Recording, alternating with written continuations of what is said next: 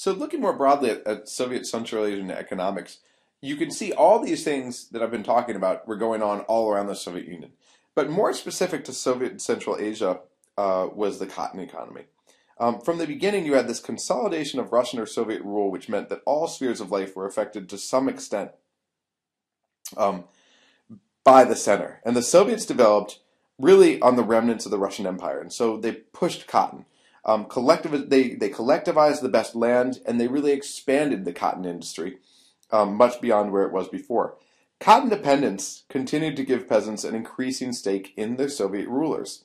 We already saw this dependence forming earlier on, so before the Russian Revolution, with the Central Asian parts of the Russian Empire. And now this was really pushed even further. People would grow fruits or grain, and they would sell it at the market, and they would grow, and that's the way things used to be. And now they were growing cotton, and you didn't just sell it at the local market. You needed marketing, you needed delivery, and so you became even more dependent on the Soviet rulers to do these sorts of things. It wasn't just something that you would harvest and bring to the local market like the old things you used to do. And they also became ever more dependent on water. Cotton's a very thirsty crop. And so they had these irrigation canals going all over the place. And that would have horrible, catastrophic, really, results for the environment in Central Asia. Collectivization, these efforts to bring all these small farmers onto these big farms, which were mostly cotton-based, but not exclusively, led to massive pain in Central Asia as well as European parts of the Soviet Union, especially the Ukraine.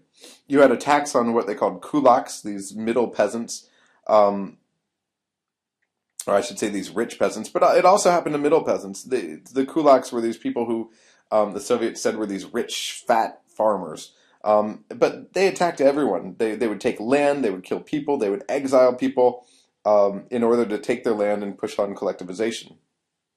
Even very poor farmers were often accused of being kulaks for hoarding a small bag of rice, or rice, not rice, a small bag of wheat.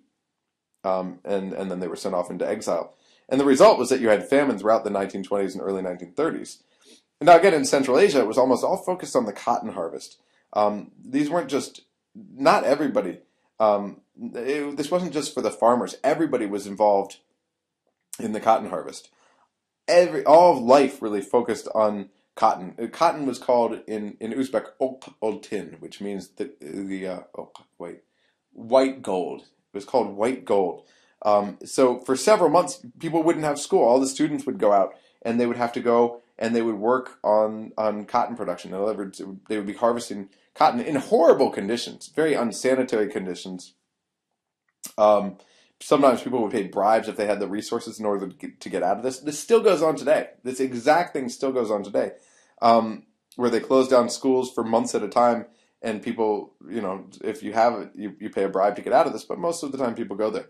This is also a rite of passage, though, and I'll talk about this later on. But the kids basically go out there, and they create these heroes out of the people who collect the most cotton. In fact, my Uzbek and Russian teacher in Uzbekistan talked about how I don't think she was a hero, but she got a medal, and she was so proud. She was a school kid, and she was so proud that she got this medal for collecting such a large sack of cotton one day or one week. So this really creates a peer pressure network, and cotton is the economy there, and it becomes really part of the culture, a major part of the culture too. So just to give you a quick overview of some of the major features of Central Asia's economy. In Kazakhstan, you had early collectivization in order to encourage the end of nomadism. You had lots of nomads in the area. And so what this resulted in was mass punishment of people who didn't want to collectivize. You had famine and starvation. Later on, under Khrushchev, you had the Virgin Lands campaign. And this was a huge agricultural campaign that brought a large swath of northern Kazakhstan into the agricultural sphere. In particular, they were producing grain. But there was also investment in education, in industry. There was major research facilities were created, major industrial facilities. The space center is located in Kazakhstan, for example. Nuclear weapons testing happened in Kazakhstan, again with devastating environmental results. In Kyrgyzstan, the economy was more focused on mining. But it's also was always has been sort of touted as a big tourism spot. There's the lake that I mentioned, Issyk-Kul. Sorry, I've got to pause this for a second. Um, that.